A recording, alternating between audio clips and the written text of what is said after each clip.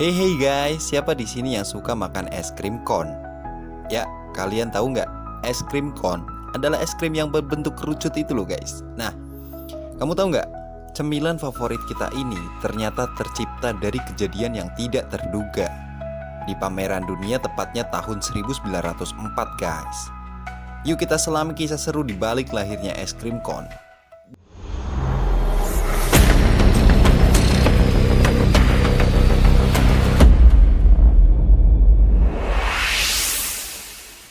Es krim cone adalah salah satu cemilan paling ikonik di dunia.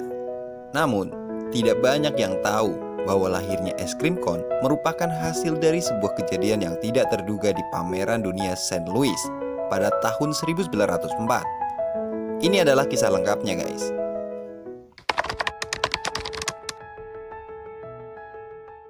Pada tahun 1904, kota Saint Louis di Amerika Serikat menjadi tuan rumah pameran dunia untuk merayakan 100 tahun ekspedisi Lewis dan Clark.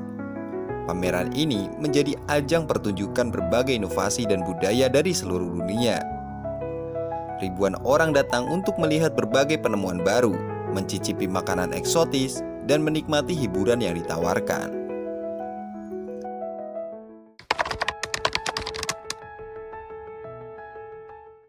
Di tengah keramaian pameran, seorang penjual es krim bernama Arnold Fornacho sedang sibuk melayani pelanggan guys. Es krimnya begitu populer hingga ia kehabisan mangkuk untuk menyajikan es krim kepada pengunjung. Ini tentu menjadi masalah besar karena tanpa wadah ia tak bisa menjual es krimnya lagi. Di sebelah stand Fornacho ada seorang penjual waffle asal Suriah bernama Ernest A. Hamwi. Melihat kesulitan yang dialami Fornacho, Hamwi segera menawarkan bantuannya. Ia mengambil waffle yang baru saja dipanggang, menggulungnya menjadi bentuk kerucut, dan menyerahkannya kepada Fornacho sebagai wadah untuk es krim. Pengunjung yang awalnya kecewa karena tidak mendapat es krim, tiba-tiba sangat tertarik dengan kombinasi baru ini guys. Es krim yang disajikan dalam waffle hangat menjadi sensasi baru di pameran itu. Orang-orang mulai antri untuk mencoba es krim cone tersebut. Dan ide sederhana ini akhirnya menjadi revolusi di dunia kuliner.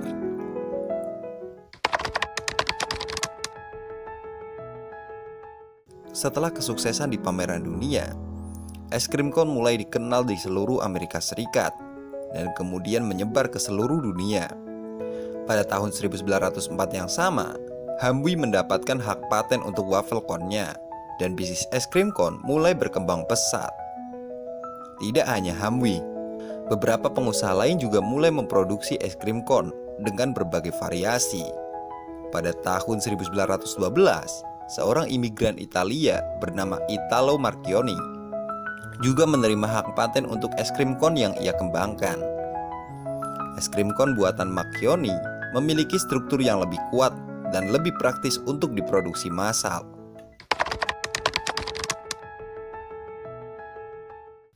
Seiring berjalannya waktu, es krim cone terus berevolusi, mulai dari cone yang diberi lapisan coklat hingga berbagai inovasi topping seperti kacang, buah, dan saus. Es krim cone tetap menjadi cemilan yang tak tergantikan di berbagai negara. Es krim cone kini tersedia dalam berbagai ukuran, rasa, dan bentuk untuk memenuhi selera berbagai kalangan. Es krim cone bukan hanya sebuah cemilan belaka, tetapi juga simbol dari inovasi dan kreativitas dalam industri kuliner. Kisah di balik terciptanya es krim cone mengingatkan kita bahwa kadang-kadang penemuan besar muncul dari kebutuhan mendesak dan kreativitas sederhana. Kita turut merayakan warisan dari para inovator yang menjadikan cemilan ini bagian dari kehidupan sehari-hari kita. Dari pameran dunia Saint Louis hingga ke tangan kita hari ini guys, es krim cone telah menempuh perjalanan yang panjang dan manis.